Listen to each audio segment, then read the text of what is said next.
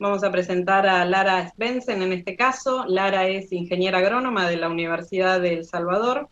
Actualmente es investigadora junior en INVIOAR y es estudiante del doctorado en Ciencias Biológicas de la Universidad Nacional de Rosario.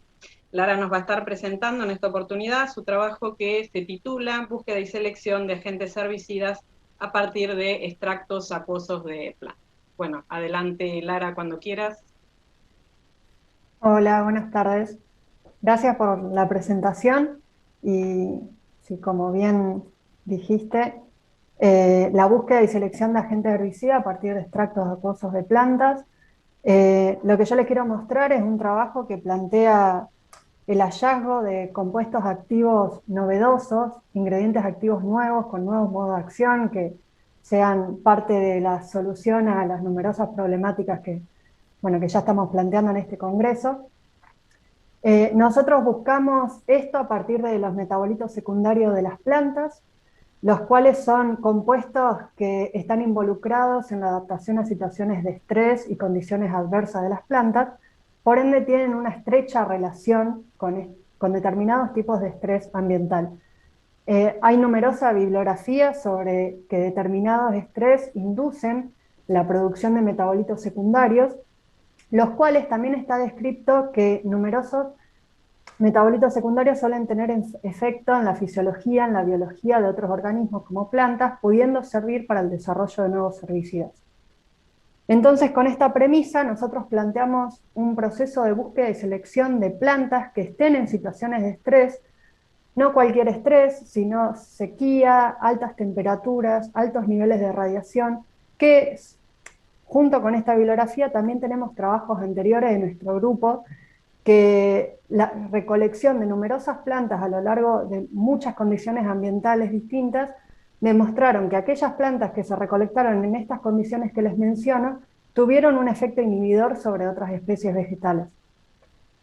Entonces, así en las últimas campañas de 2018, 2019 y 2020, se emprendieron 11 viajes en total en los cuales recolectamos 102 plantas. Hubo tres tipos de selección. En primer lugar, buscar el lugar, estas condiciones que yo les menciono. En segundo lugar, el momento en las cuales se potencien estas condiciones, que no haya lluvias, que haya mucho calor. Y en tercer lugar, una vez que estamos ahí, seleccionamos aquellas plantas que crecen de una manera invasiva, que sean muy competitivas y que estén muy bien adaptadas a ese lugar, pero no solo que crezcan bien, sino que también destaque su crecimiento por sobre otras especies. Es así que aquellas plantas que seleccionamos, las recolectamos, separamos sus diferentes órganos, las plantas se llevan a identificar y en el proceso hacemos una elaboración de extractos acuosos. Esto es mediante el homogeneizado, filtrado, y esa solución se seca por medio del liofilizado obteniendo un compuesto, una especie de polvo seco, que es el extracto acuoso, que luego nos permite realizar ensayos a determinadas concentraciones que nosotros querramos. Luego, todos estos extractos que recolectamos y que elaboramos entran a una primera etapa de selección, en la cual tenemos tres enfoques. En primer lugar, ensayos de germinación, en los cuales se usan, todo en estos ensayos usamos especies dicotiledóneas y monocotiledóneas. Los ensayos de germinación, donde se mide el poder germinativo y el crecimiento de la plántula, ensayos de movilidad, en los cuales se mide la capacidad de los compuestos del extracto de transportarse a lo largo del tejido vegetal. Esto se hace con viales y con brotes de plantas. Y luego una serie de ensayos post-emergentes, en los cuales la solución preparada con el extracto es pulverizada en plantas ya emergidas y evaluamos la sintomatología luego del tratamiento y le ponemos un número, con una escala que va del 0 al 4. Todos estos ensayos tienen un punto de corte a partir del cual nos permite saber si un extracto lo determinamos de interés o no. Cuando un extracto tiene un efecto de interés, pasa a una segunda etapa de ensayos, en la cual es un conjunto de actividades dinámicas, no hay un paso a paso, no hay un orden, pero les quiero contar más o menos los enfoques que tenemos en esta segunda etapa para aquellos extractos de interés. En primer lugar, una diversificación de especies objetivos. Aquellos extractos que tienen efecto en la primera etapa los probamos con otras especies totalmente diferentes para ver si hay alguna selectividad y tener alguna idea del modo de acción. Probamos diferentes dosis. Cuando hacemos la primera etapa tenemos una dosis predeterminada para cada extracto. Acá probamos dosis menores, en el mejor de los casos conseguir el mismo efecto a menores dosis. Buscamos bibliografía. Acá es muy importante que ya tengamos determinado, que ya sepamos la especie de la planta con la cual elaboramos estos extractos de interés, para ver si ya se sabe algo de su fitoquímica y tener alguna idea de cuál es el compuesto que está teniendo este efecto. Y luego probamos también diferentes extractos. El primer screening lo hacemos con un extracto acuoso y la elaboración con otro tipo de solventes nos permitiría saber si podemos tener mayor rendimiento de este compuesto, que aún no lo sabemos, porque recordemos que nosotros estamos trabajando con un extracto sin saber específicamente, cuando vemos que tiene efecto, qué molécula es. Entonces lo que yo les quiero compartir en esta charla es un extracto en particular que tuvo un efecto muy interesante. Cuando hicimos la primera etapa del screening, tuvo un efecto muy leve en germinación. En movilidad también fue muy leve, pero estos son los diferentes extractos de los diferentes órganos de la misma planta. Vimos algo de efecto en la flor y en el fruto. Pero cuando hicimos los ensayos post-emergentes, los cuales los realizamos en la primera etapa con plantas de mostaza y de moa, vimos un efecto fulminante en las plantas de moa, que hubo 3 extractos, es decir, los que estaban elaborados con flor, fruto y hoja, que las plantas terminaron muertas, no hubo ningún tipo de rebrote, y bueno, en mostaza obtuvimos ese efecto con el extracto elaborado con el fruto. Acá fue que decidimos, bueno, es un extracto de interés, pasemos a la segunda etapa, indaguemos más. ¿Qué hicimos? Hicimos el mismo ensayo de pulverización con otras especies. Y acá tuvimos diferentes efectos según la especie tratada, que yo acá se lo marco con la escala numérica que nosotros utilizamos, pero también en grados de nulo, moderado y severo. Nulo fue el caso de la especie de Lolium, que no hubo ninguna diferencia entre las plantas control y las tratadas. Después tuvimos un efecto leve en avena, un efecto moderado en plantas como maíz, lechuga, trébol blanco, que les muestro una foto ilustrativa de que claramente hay un efecto entre las plantas control y las tratadas, pero las tratadas de todas formas lograron seguir creciendo luego y no murieron.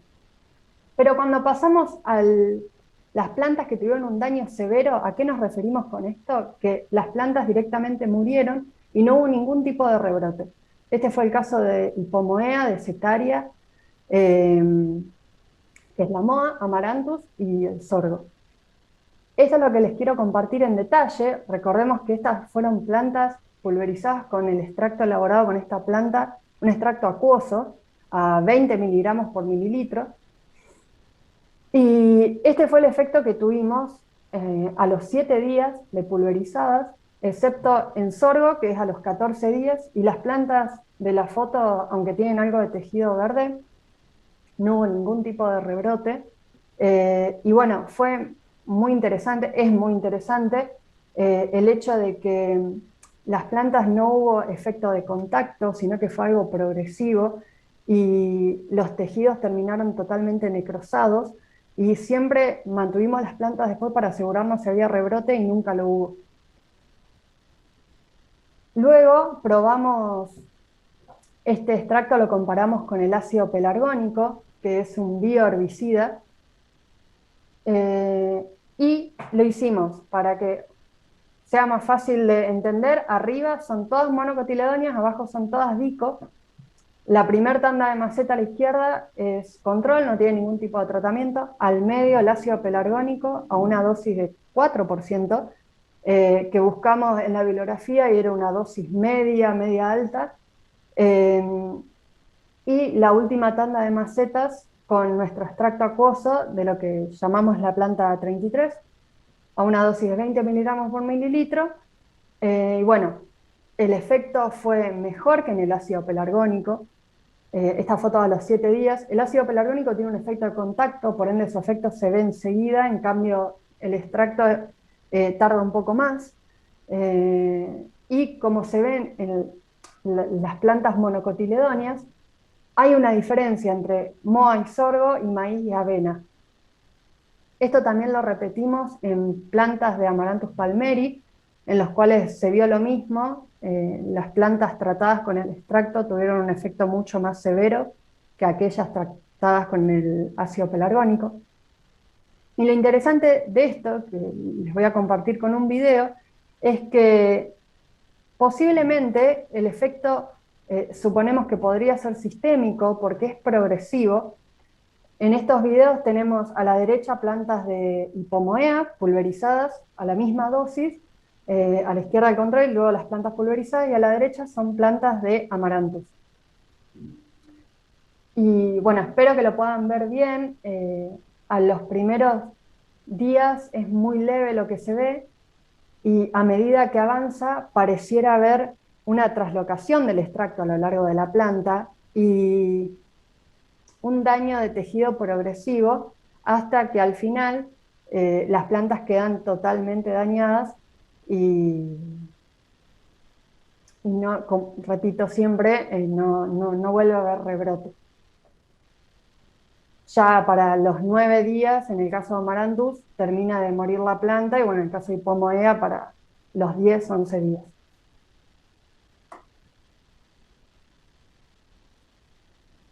Y bueno, con esto, a modo de cerrar lo que les intento compartir acá de nuestro trabajo, ¿cuáles son las conclusiones? Al principio yo les hablé de esta búsqueda de compuestos activos a partir de plantas, y bueno, en primer lugar, la primera conclusión que tenemos es la validación de este método que funcionó, que comprobó que a través de la búsqueda y selección de ambiente, de planta, de momentos, de un screening, obtuvimos un extracto acuoso botánico con un herbicida, un efecto herbicida postemergente que posiblemente sea sistémico. Faltan un montón de etapas de ensayo, de cosas a probar. Y como perspectivas, bueno, hay un escalado que falta, que tenemos por delante, que incluye lo mismo que les había compartido en la segunda etapa, probar diferentes dosis. Esto ya lo estamos haciendo, e inclusive ya tuvimos resultados preliminares que a mitad de la dosis de lo que yo les estoy mostrando funciona también muy bien. Probar la eficacia de extracción con otros solventes, otros métodos de secado. Para la primera etapa se utilizan métodos de secado liofilizado porque esto asegura una mejor conservación de la muestra y de no alterar los compuestos químicos. Probar, existen otros métodos y también probarlo a ver con cuál se obtiene un mejor rendimiento. Mayores escalas de evaluación, todo lo que yo les mostré son en maceta y estamos seguros que este extracto tiene el potencial para probarlo a mayores escalas. Y bueno, el fin final, volviendo al principio de la presentación, es la identificación del activo. Nosotros estamos trabajando con un extracto de una planta, en lo cual claramente hay un compuesto activo que puede servir para el desarrollo de herbicidas, que tiene un montón de estudio por delante, pero que falta identificarlo, y en base a eso el estudio de la bibliografía de ese compuesto. Lo interesante es que esta planta en particular no se sabe hasta el momento, no está reportado ningún tipo de efecto fitotóxico o efecto herbicida. Así que bueno, estamos muy, muy entusiasmados con los resultados.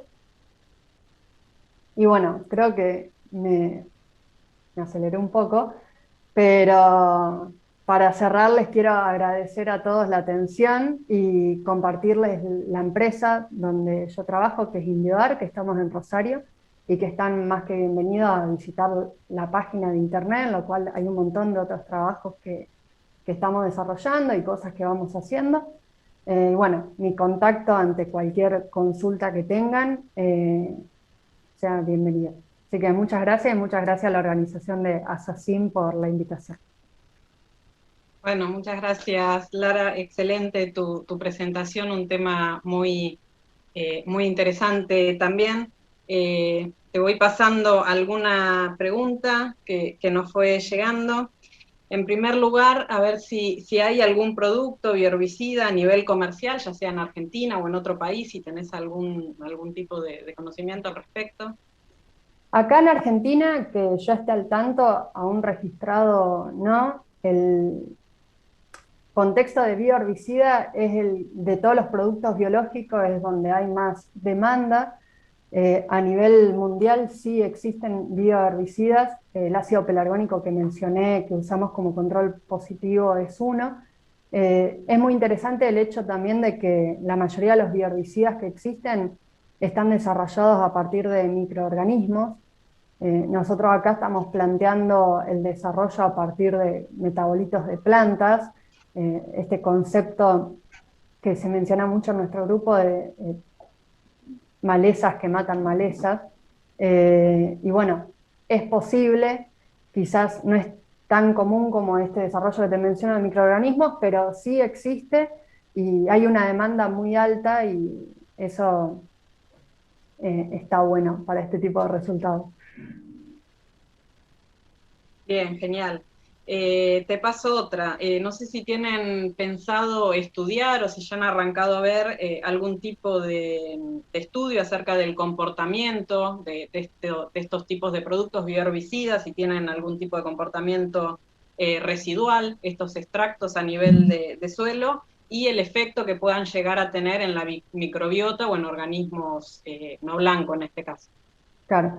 En estas etapas no se estudia eso, estudiamos más bien directamente en plantas, sí en especies no target. Como vieron en las fotos, no todas las especies a las cuales realizamos ensayos son especies de maleza, sino que también nos interesa saber el resultado en otras especies como soja, maíz, avena.